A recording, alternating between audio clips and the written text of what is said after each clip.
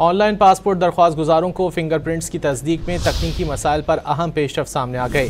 DG immigration and passports की काविशों और नादरा के ताउन से फिंगरप्रिंट्स तस्दीक का नया निज़ाम मुतारिफ करा दिया गया है। मज़ीद जानते हैं डॉन न्यूज़ के नुमाइंदे शकील करार से। शकील, क्या तफसीलात हैं?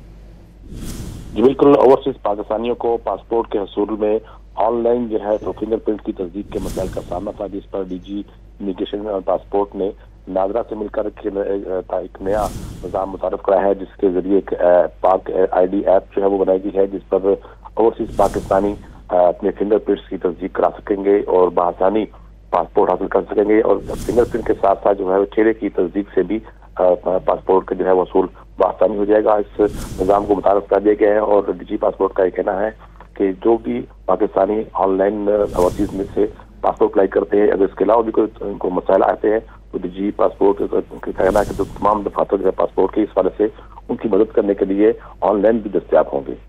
बहुत शुक्रिया शकील करार इन तफसीलात के लिए।